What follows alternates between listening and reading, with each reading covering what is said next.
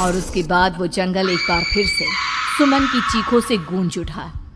लेकिन आज की रात सुमन की चीखों को सुनने वाला वहां पर कोई भी नहीं था।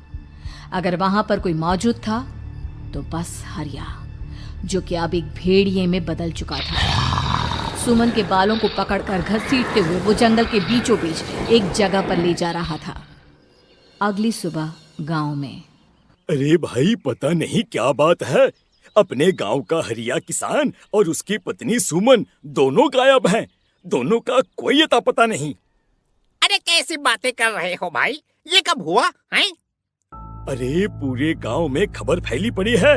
कल रात को दोनों खेत की तरफ जा रहे थे, लेकिन लौटकर आए ही नहीं। तो हो सकता है अपने खेत पर होंगे। पूरा गांव ढूंढ कर आया है भाई। जानते हो क्या मिला वहां पर? क्या हुआ भाई? क्या मिला? बताओ हमें, क्या मिला? अरे हरिया की पत्नी सुमन के कपड़े पड़े हुए थे। शरीर का एक एक कपड़ा फटा हुआ झोपड़ी के बाहर पड़ा था, लेकिन दोनों पति पत्नी का कोई पता ठिकाना नहीं था। अरे भाई, लेकिन उसका जो दोस्त है ना रामू किसान, उससे पता करके आते हैं ना। अब तक तो दोनों साथ ही खेत पर जाया करते थे। हाँ, हमें उसके घर जाना चाहिए भाई। चलो चलो वहाँ चलते हैं, चलो। वो सारे लोग रामू के घर पर पहुंचते हैं। रामू अपने घर के बाहर बैठकर हुक्का पी रहा था। आज सारे के सारे लोग टोली बनाकर मेरे घर क्यों आ रहे हैं? क्या कोई मर गया क्या भाई? अरे कैसी बातें कर रहे हो? तुम्हारा सबसे अच्छा दोस्त हरिया और उसकी पत्नी गायब है और तुम यहाँ बैठकर हुक्का पिए जा रहे हो हैं? रामू ने अजीब सी नजरों से उन सब गांव वालों की तरफ देखा, जिसकी वजह से वो लोग एक बार के लिए डर गए। गायब है? अरे गायब नहीं है, मुक्ति मिल गई है।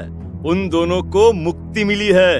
इस दुनिया में आकर हर इंसान पाप करता है और उसे उसके पापों के लिए मुक्ति मिलना बहुत जरूरी है। अरे ये कैसी बहकी बहकी बातें कर रहे हो भाई, हैं? और इसका चेहरा अजीब सा क्यों लग रहा है? लगता है दोस्त के मरने का गम बैठ गया है। पागल हो गया है शायद ये पागल। ये बात सुनते ही रामू चीख कर जोर से चिल्लाते हुए कहता है, पागल मैं नहीं हूँ, पागल तुम सब हो। और ये शैतानी जंगल अब तुम में से किसी को नहीं छोड़ने वाला, सबको खा जाएगा। याद रखना मेरी बात। शैतानी जंगल? कैसा शैतानी जंगल? लगता है रामू पागल हो चुका है। हमें यहाँ से चलना चाहिए भाई। चलो चलो चलो। तभी रामू की पत्नी बाहर आती है। नहीं, आप लोग इनकी बात का बुरा मत मानिए। 2 दिन पहले हरिया के साथ खेत पर गए थे। जब से वहाँ से आए हैं तब से ऐसी ही बातें कर रहे हैं। भगवान जाने ऐसा क्या देख लिया उन्होंने, खेत में कुछ भी बड़बड़ाते रहते हैं। लेकिन गांव के लोगों ने कमला की कोई बात नहीं सुनी और वो सब वहां से चले गए। रात अब धीरे धीरे ढलने लगी थी। तभी अचानक किसी ने धीमी सी आवाज में रामू को पुकारा। रामू, आ जाओ, मैं तुम्हारा इंतजार कर रहा हूँ। और सुनो, अपनी पत्नी को साथ लेकर आना, नहीं तो काम अधूरा रह जाएगा। ये आवाज सुनते ही रामू के चेहरे पर शैतानी मुस्कुराहट आ जाती है। वो धीमे कदमों से अपने घर के अंदर आता है। क्या हुआ? तबीयत ठीक है ना अब आपकी? मैं तुझे अपने साथ खेत पर ले जाने आया हूँ, चल। मैं तुम्हारे साथ कहीं नहीं जाने वाली। मुन्ना गहरी नींद में सो रहा है और उसे अकेला छोड़कर मैं तुम्हारे साथ खेत पर नहीं आ सकती। वैसे भी तुम्हारे उन खेतों में भगवान जाने कौन सा राक्षस घूम रहा है, मुझे तो डर लगता है। रामू गुस्से में दांत पीसता अपनी झोपड़ी से बाहर आ जाता है और कमला गहरी नींद में अपने बच्चे के साथ सो जाती है। तभी अचानक रात को रामू की झोपड़ी के ऊपर एक साया वही गाना गुनगुनाते हुए घूमने लगता है जो हरिया के मोबाइल में बजा करता था। मैं मौत हूँ, मौत हूँ, मौत जो बसरी है चारों ओर, जो आएगी कहीं से भी निगल जाएगी सबको। मैं मौत हूँ, मौत, अब मैं छोड़ूंगी ये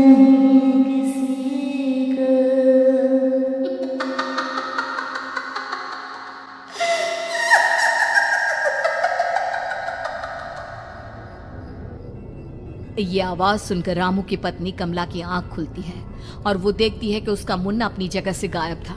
कमला चीखते हुए बाहर दौड़ कर आती है। वहां पर उसने देखा कि रामू ने अपने बच्चे को झोपड़ी के बाहर एक पेड़ से उल्टा लटकाया हुआ था और उसका बच्चा चीख चीख कर रो रहा था। वहीं दूसरी तरफ एक साया बच्चे के ठीक नीचे आग जलाकर उसके चारों तरफ हैवानों की तरफ नाच रहा था। छोड़ दो मेरे बच्चे को। अरे क्या कर रहे हो तुम? शर्म नहीं आती तुम्हें अपने ही बच्चे को इस तरह मौत के हवाले करते हुए? अपना बच्चा? किसने कहा ये मेरा बच्चा है? अरे ये तो उस रामू की औलाद है, इस गांव के किसान रामू की, और मेरी दुश्मनी इस गांव के हर इंसान के साथ है। क्या कैसी बात कर रहे हो तुम? और ये औरत कौन है? ये मेरे बच्चे को खा जाएगी। तभी अचानक से उस साया ने एक बेहद खतरनाक दिखने वाली औरत का रूप ले लिया और उसकी आंखों से आग निकल रही थी। सही पहचाना तूने, मैं तेरे बच्चे को खा जाऊंगी। अगर तू अपनी इस हैवान पति रामू के साथ जंगल नहीं आए तो मैं तेरे बच्चे को खा जाऊंगी। लेकिन क्यों? आखिर क्या चाहती हो तुम मुझसे? मुझे जंगल क्यों ले जाना चाहती हो? औरत बुरी तरह से ठहाके मार मार कर जोर जोर से हंसने लगी और साथ में रामू भी। ये तो तुझे वहाँ चलने के बाद ही पता चलेगा ना। अगर तू नहीं आई तो थोड़ी देर में तेरा ये बच्चा आग में जलकर मर जाएगा। चल जल्दी। नहीं मेरे बच्चे को छोड़ दो। तुम जहाँ कहोगे मैं तुम्हारे साथ चलने के लिए तैयार हूँ। और उसके बाद उस बच्चे को झोपड़ी में लिटाकर आगे आगे वो साया चल रहा था और उसके पीछे पीछे रामू अपनी पत्नी के बाल पकड़कर उसे घसीटते हुए जंगल की तरफ ले गया। जंगल में जाने के बाद कितनी खूबसूरत हो तुम। आज की रात बस तुम और मैं एक दूसरे के साथ रहेंगे। मुझे तुमसे बहुत डर लग रहा है। तुम्हें क्या हो गया है? तुम तो बिल्कुल ठीक थे। वो होगा जो हमारे बीच होना चाहिए। तो आओ अपने आप को मेरे हवाले कर दो। कमला ने डर की वजह से अपनी दोनों आंखें कसकर बंद कर ली थी। रामू ने बुरी तरह से चीख कर कमला से कहा, आंखें खोलो अपनी और मेरी तरफ देखो। कमला ने जैसे ही अपनी आंखें खोली उसने देखा कि रामू एक खतरनाक खूनी हैवान में बदल चुका था। कौन हो तुम? जाने दो मुझे। क्या चाहते हो मुझसे? वही जो एक आदमी एक औरत से चाहता है। मैं तुम्हारा पति रामू नहीं बल्कि इस जंगल का एक भेड़िया हूँ और आज की रात तुम्हारे खून से अपनी प्यास बुझा जाऊं। और उसके बाद वो जंगल कमला की दर्दनाक चीखों से गूंज उठा।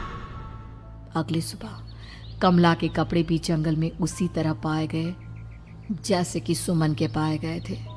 इस घटना के बाद पूरे गांव में दहशत का माहौल था। अपने माँ बाप की मौत और गांव में हो रहे इस तरह की घटनाओं की खबर सुनकर किशन शहर से गांव लौट आया था। अपने माँ बाप की बेदर्द मौत की वजह से वो बहुत परेशान था। तभी अचानक उसे अपने घर में खाट के नीचे पड़ा हुआ वो मोबाइल फोन मिला जो उसने अपने पापा हरिया को गिफ्ट किया था। अरे कितने प्यार से पापा के लिए मोबाइल फोन लेकर आया था। इसे एक दिन भी काम में नहीं ले पाए। और आखिर कौन है जो गांव में इस तरह की हत्याएं कर रहा है? क्या है इन सब के पीछे? क्या है? मुझे पता करना ही होगा, वरना एक दिन पूरा का पूरा गांव खाली हो जाएगा। इस गांव में एक भी जिंदा इंसान नहीं बचेगा। गांव के लोगों की मदद करने के इरादे से किशन अपने गांव से दूर एक दूसरे गांव में बहुत बड़े तांत्रिक के पास मिलने के लिए गया। तांत्रिक बाबा, अब आप ही कुछ उपाय बता सकते हैं। भगवान जाने हमारे गांव को किसकी नजर लग गई है। नजर नहीं लगी है, किसी ने तुम्हारे गांव को बद्दुआ दी है। किसी सताई हुई आत्मा का प्रकोप है और अब वो पूरे गांव में किसी को नहीं छोड़ेगी जब तक उसकी आत्मा को शांति नहीं मिल जाती। अरे लेकिन ऐसा कौन है बाबा? किसकी आत्मा है और कैसे मिलेगी उसे शांति? मौत है मौत, कहीं से भी आएगी और सबको निगल जाएगी। इससे बचने का सिर्फ एक ही उपाय है, लेकिन उस उपाय को करना आसान नहीं होगा। जो भी उस उपाय को करने की कोशिश करेगा उसकी जान जा सकती है। भले ही मेरी जान चली जाए, लेकिन मैं अपने गांव के लोगों की जान बचाने की पूरी कोशिश करूंगा बाबा। तो ठीक है, फिर अगली अमावस की रात जैसा मैं कहता हूँ वैसा ही करना। अमावस की रात तांत्रिक के बताए अनुसार किशन अपने साथ केरोसिन लेकर जंगल की तरफ चल पड़ा। उसके हाथ में देवी के मंदिर का सिंदूर भी था। किशन जंगल के बीचों बीच पहुंचा। ये देखकर उसकी आंखें फटी की फटी रह गई। वहां एक उबलते पानी का तालाब था और कई लोगों की लाश लटक रही थी। किशन के माँ बाप की लाश भी वहीं थी। माँ, बापू, क्या हो गया? ये क्या हो गया? तभी वहां पर एक औरत और आदमी आते हैं। उन्हें देखकर किशन चौंक जाता है। गोपाल काका, आपकी तो 5 साल पहले मौत हो गई थी। और निर्मला काकी, आप? मौत तो हो गई थी, लेकिन तुम ये नहीं जानते कि हमारी मौत कैसे हुई थी। क्या कहना चाहते हैं आप? कुछ नहीं, बस ये जान लो कि अब इस गांव में कोई जिंदा नहीं बचेगा। लेकिन क्यों काकी? क्योंकि 5 साल पहले इन गांव वालों ने मुझे डायन बताकर पत्थर मार मार के मार डाला। मेरी कोई गलती नहीं थी। गांव का एक बच्चा क्या लापता हुआ, सारा इल्जाम मेरी पत्नी पे डाल दिया। और जब मैंने निर्मला की जान बचाने की कोशिश की तो मुझे भी मार डाला। आपके साथ ये बहुत गलत हुआ काकी, लेकिन आप जो कर रहे हैं वो भी सही नहीं है ना? तुम यहाँ से चले जाओ वरना तुम भी नहीं बचोगे। हमारी आत्मा पिछले 5 साल से मुक्ति के लिए भटक रही है। चले जाओ यहाँ से। मौका देखकर किशन सिंदूर उन दोनों के ऊपर डाल देता है। उनका शरीर जलने लगता है और वो भयानक तरीके से चिल्लाने लगते हैं। अगले ही पल किशन उनके ऊपर केरोसिन डाल देता है और वो दोनों जल जाते हैं। किशन अपने माँ बाप और दूसरी लाशों का अंतिम संस्कार करवाता है और अपने घर लौट आता है। लेकिन वो अभी भी इस बात से अनजान है कि मोबाइल अभी भी बज रहा था। मैं मौत हूँ, मौत।